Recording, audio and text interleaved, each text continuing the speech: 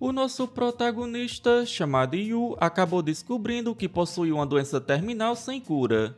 Após isso, ele se trancou no seu quarto e passou o resto da sua vida jogando um jogo chamado Inner Lunatic. Para sua surpresa, após morrer, ele acaba reencarnando dentro desse jogo. Entretanto, ele estava no corpo do jovem mestre chamado Kinox, o vilão da história. E para piorar, ele tinha um efeito negativo chamado Tempo Limite, com seus dias de vida contados. Agora, com seu conhecimento, ele vai ter que encontrar uma forma de sobreviver neste novo mundo. Esta é a parte 14. Se ainda não viu as partes anteriores, deixarei uma playlist abaixo para vocês. Agora continuaremos de onde paramos. No passado, na casa do rei Abo, Lovilha, ao lado de Rona, se encontra com Garen, que passa ao lado delas. Mas logo interrompe sua caminhada ao notar algo. Intrigado, Garen observa Lovilha e se questiona sobre quem ela seria, elogiando sua aparência extraordinária. Lovilha, sob o olhar atento e intimidador, é abordada diretamente por ele, que exige saber quem ela é, afirmando que nunca a viu antes. Com um toque de nervosismo, Lovilha se apresenta com formalidade, destacando ser a empregada exclusiva de Kinox. Garen, com olhar penetrante e expressão firme, a interrompe dizendo que não precisa de formalidades. Ele, com um sorriso calculado, revela seu desejo, quer que ela se torne sua empregada. A insinuação de que ela tem a ambição necessária para satisfazê-lo. Lovilha, mantendo sua compostura, responde de maneira educada, recusando a proposta, afirmando sua lealdade a Kinox, o que surpreende Garen, que não está acostumado a ser contrariado. Ele a encara com incredulidade, perguntando por que ela rejeita sua oferta, certo de que sua posição e influência bastariam para garantir qualquer resposta positiva, perguntando se aquele pirralho do Kinox lhe deu muito dinheiro. Com um suspiro, Lovilha explica que seu desejo de servir Kinox vai além do dinheiro ou status. É uma escolha de coração. Ele pergunta o que ela quer, dizendo que isso não é algo que um mero plebeu pode decidir. Lovilha fala que é justamente por isso. O mestre Kinox a respeita muito, ela não sabe que tipo de pessoa Garen é. Ela então se dirige a Garen com a sinceridade inabalável, reafirmando que, acima de tudo, deseja permanecer ao lado de Kinox para ver o que ele fará. Garen encara o ambiente enquanto reflete consigo mesmo. Ele não acredita que Lovilha queira servir alguém como Kinox. Sua voz carrega desprezo, enquanto diz que ela é uma mulher esquisita. Ainda assim, com um sorriso confiante, ele propõe firme, dizendo que pagará 3 vezes mais do que ele está pagando. Lovilha permanece firme, inclinando-se educadamente diante de Garen, e diz que sente muito. O semblante de Garen se fecha, sua expressão ficando sombria, incapaz de disfarçar a irritação. No presente, Lovilha fala sem rodeios que ele a pediu para ser empregada dele, até se ofereceu para aumentar seu pagamento. Yu reage com expressão visivelmente inquieta, engolindo em seco antes de perguntar hesitante quanto foi. Lovilha responde tranquilamente que foi 3 vezes mais do que recebe agora. Yu fica desconcertado, um silêncio paira no ar enquanto ele pensa consigo mesmo, que embora tenha dinheiro, ele reflete que a verdadeira história ainda nem começou. Não pode usar isso tudo, ele pondera, mas sua determinação volta rapidamente, pensando que não pode desistir de Lovilha. De repente, Yu se vira para ela, visivelmente nervoso, e fala que se ela quiser um aumento, vai igualar a oferta dele e pagar 3 vezes mais. Assim, diz para não se preocupar com isso e focar no trabalho. No entanto, após um breve instante, ela cobre a boca com a mão, segurando uma risada que escapa. Yu a observa atentamente, claramente confuso com a reação repentina. Lovilha, ainda sorrindo de forma divertida, se desculpa rapidamente. O semblante de Yu se torna rígido enquanto ele reflete internamente, se questionando o que aconteceu, pois ela acabou de rir dele. Ainda tentando entender a situação, ele pergunta diretamente se ela já decidiu trabalhar com Garen. Lovilha, com a mesma serenidade, responde sem hesitar que quer que esteja pensando, não é isso que está acontecendo. Não vai trabalhar com o mestre Garen e o pagamento que recebe agora é o suficiente. Yu, desconfiado, encara Lovilha com intensidade e pergunta por que ela riu. Lovilha responde de maneira evasiva, dizendo que não pode contar. Yu não se dá por satisfeito e fala com firmeza que é uma ordem. Lovilha suspira, mantendo um tom leve, e responde que só pensou em algo engraçado e riu. Yu fala que ela ficou pior em mentir. Lovilha mantém uma expressão serena, mas um sorriso sutil provoca Yu ainda mais. Ele pensa que qualquer que seja o motivo, tudo bem, desde que ele não a perca. Mas aquele babaca do Garen não vai deixar escapar se pegar ele. Yu se vira bruscamente, deixando o ambiente, e pensa que isso é só depois que ficar mais forte. O cenário muda, revelando um vasto campo de treino sob o céu iluminado, repleto de estudantes em uniformes realizando atividades físicas. Os fundamentos da vida estudantil, assim como matérias obrigatórias na Academia Elden que um novo aluno precisa fazer. A primeira é a história do Império Arquirren. A matéria, com a lição sobre o Deus Criador, Arden, e o reino mais forte e unificado do qual as pessoas se esqueceram. O segundo é equitação. O terceiro é o código cavaleiresco e etiqueta na academia. O quarto é magia básica do Império. A narração então foca na matéria mais árdua para Yu, que surge visivelmente exausto e frustrado. E por último, a matéria com qual Quinox tem mais dificuldade, o maldito treino de estamina. Yu corre no campo com os outros alunos, sua expressão desesperada, enquanto se esforça para acompanhar o ritmo dos demais. Suas pernas pesam, o suor escorre e ele quase tropeça durante o percurso. Yu tenta fazer flexões na barra fixa, sua face contorcida em puro esforço enquanto treme visivelmente.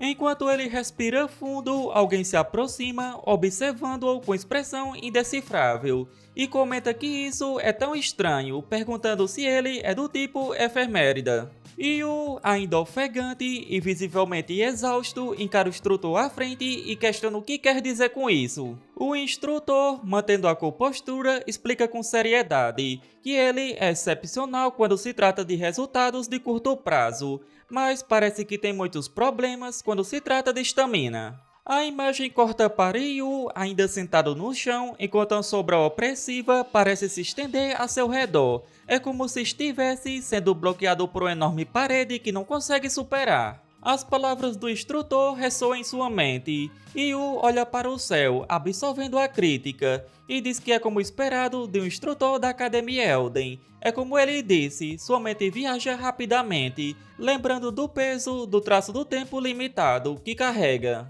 Por causa do traço tempo limite que Quinox tem, sua estamina está empacada em 15, que é metade do máximo de estamina possível. Olhando para o instrutor novamente, Yu tenta se recompor, forçando um pequeno sorriso cansado, e diz que ele é um instrutor, então por que está falando coisas tão desencorajadoras? O instrutor, sem perder o tom sério, responde prontamente, se desculpando se foi rude, mas seria bom se tivesse atenção ao que falou. Se ele se mover descuidadosamente, desse jeito pode acabar encurtando sua vida. Yu desvia o olhar, as palavras o atingindo em cheio, e diz que vai manter isso em mente. Sua expressão fica ainda mais sombria enquanto pensamentos sobre seu destino invadem sua mente. Há uma contagem regressiva para o seu coração, como vai ignorar o que ele disse. O sistema informa que por causa do traço tempo limitado, seu tempo de vida está diminuindo em um ritmo acelerado. Yu comenta que isso é bastante irritante pra caralho. Sua frustração transparece enquanto ele encara o campo. Próximo a ele, Paracelsus observa de longe sua expressão carregada de curiosidade e confusão. Enquanto continua a observar Yu, Paracelsus reflete consigo mesmo que Quinox fez tudo aquilo no teste de admissão para conseguir o primeiro lugar, e agora está escondendo a estamina. Isso definitivamente está relacionado a ele agir como um inútil. Yu, que percebe o olhar, vira o rosto e resmunga com expressão de puro desprezo, comentando que se lutarem de novo, Paracelsus vai tomar uma boa surra. A cena então se desloca para uma vila movimentada, pessoas transitam tranquilamente pelas ruas de terra. Yu, agora vestindo um longo manto negro com capuz, caminha de forma furtiva, tentando não chamar atenção. Enquanto anda, alguém o reconhece e o chama, dizendo que não esperava o encontrar em um lugar desses, o filho mais novo do Zenyabu. Yu sente o sangue ferver, somente tomada por incredulidade. Por que caralhos ele está fazendo isso, esse maldito destruidor de jogo? A tensão aumenta no ar, seus olhos brilham de frustração e um nome surge em sua mente como uma maldição, Rick.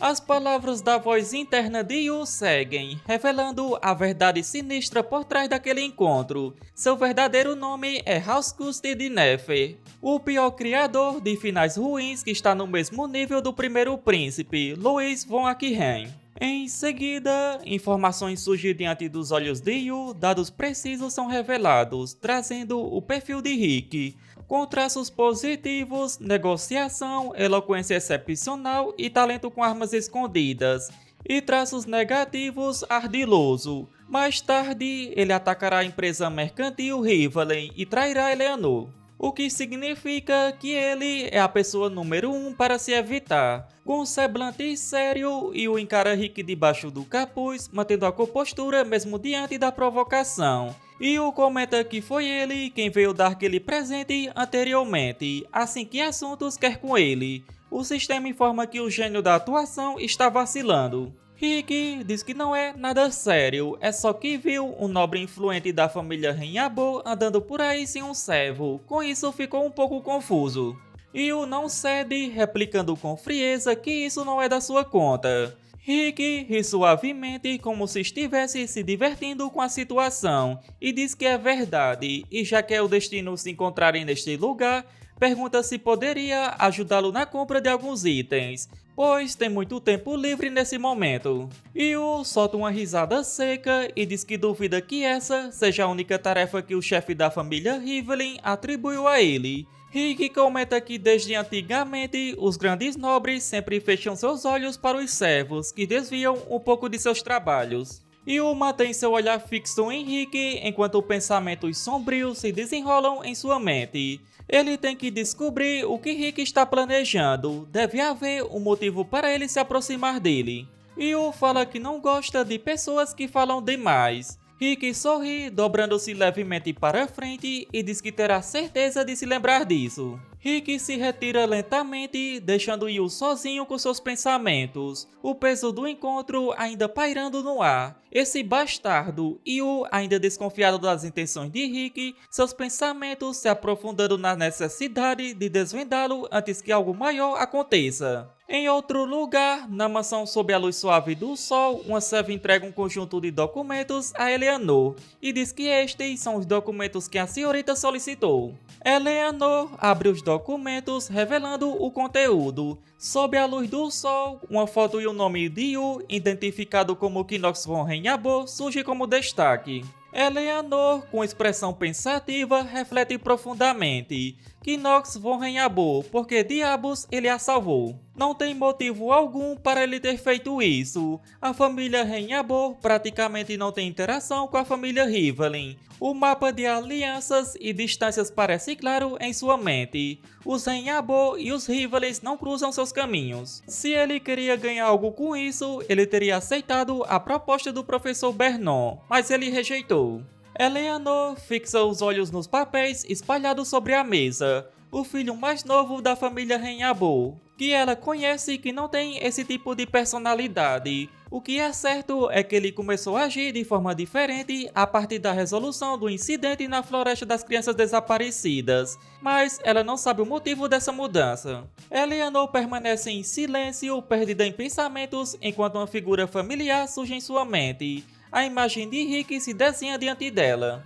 Ela pensa que ele também está reunindo pessoas dentro da empresa mercantil. A informação se fixa em sua mente como uma peça de quebra-cabeça incompleto, mas ele provavelmente não vai conseguir fazer muita coisa de qualquer forma.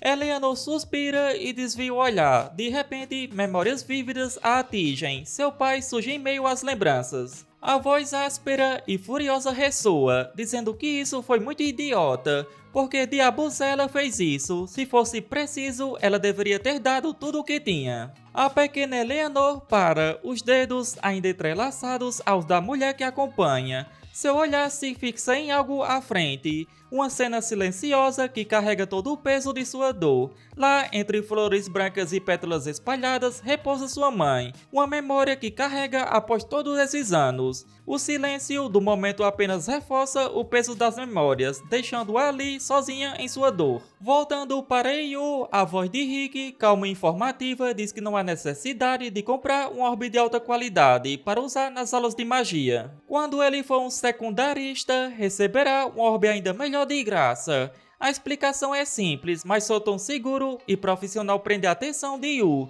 cujo olhar se fixa no brilho suave da orbe rosada. Rick aponta agora para um caldeirão metálico, onde um líquido verde borbulha suavemente. Para a panela e concha que seriam usadas na alquimia, ele precisa comprar os que são feitos com um tipo especial de ferro. Os itens geralmente são feitos numa sala de químicos vazia, só precisa atender aos requisitos mínimos. Cada palavra é dita com precisão, como se ele tivesse ensaiado aquilo centenas de vezes. Rick sorri, virando-se para Yu, a loja que ele vê mais adiante tem conexões com a empresa mercantil da Eleanor, então pode conseguir itens a um preço acessível. Ele gesticula em direção a outra bancada mais adiante. Yu observa em silêncio, seus olhos analisando Rick com um misto de curiosidade e avaliação, pensando que, embora não queira admitir, o talento de Rick é mesmo formidável. A característica vigarista e a habilidade passiva revisão de negociação que ele tem, se ele não fosse um humano demoníaco, consideraria recrutá-lo. Rick se aproxima levemente, observando Yu com um sorriso hesitante, e diz que acha que ele provavelmente já comprou tudo o que precisava. Yu, com seu olhar frio e calculista, confirma dizendo que isso será o suficiente, mas ainda não sabe por que ele estava o procurando. Rick arregala os olhos, pego de surpresa, mas antes que possa reagir, Yu agarra pelo colarinho. Com um movimento brusco e rápido, Rick é jogado na parede, o choque estampado em sua expressão. Yu pergunta por que se aproximou dele. Rick se esforça para recuperar o fôlego, o semblante confuso, e pergunta o que ele quer dizer. Yu o pressiona ainda mais, dizendo que perder tempo não vai lhe ajudar. Rick percebe que resistir não será uma opção, assim vai direto ao ponto. A atmosfera se distorce violentamente ao redor de Yu e Rick, um redemoinho de energia sombria tomando conta do beco. A expressão de Rick muda drasticamente, seus olhos arregalados enquanto o espaço ao redor treme com poder oculto. Uma barreira, e o percebe o efeito a seu redor, seus olhos estreitados em alerta. Rick mantém um sorriso sinistro enquanto suas palavras rompem o silêncio, dizendo que atrairá a família Renhabo e se tornará um servo do primeiro príncipe. E o encara intensamente. Logo, ele percebe algo estranho. A escuridão se move pelo peito de Rick como raízes negras que se espalham sobre sua pele. Seus olhos brilham com a fúria e entendimento, dizendo que aquele que ele serve não é o primeiro príncipe, mas sim um demônio. Uma presença monstruosa emerge das sombras atrás de Rick, os olhos vermelhos e brilhantes que perfuram o espaço. A figura demoníaca parece respirar através do jovem, suas chamas vermelhas pulsando.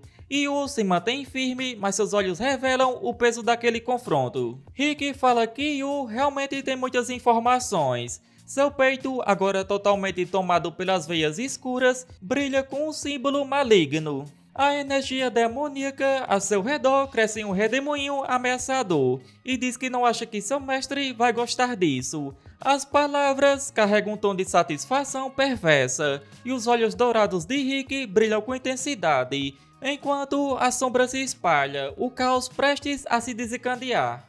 E assim chegamos ao final deste vídeo. Como sempre, espero que tenham curtido. Não se esqueça de deixar o like e se ainda não é inscrito, não custa nada se inscrever. Isso me motiva bastante a trazer novos vídeos o mais rápido possível. Se chegou até aqui, só tenho a agradecer. Nos vemos no próximo vídeo. Falou!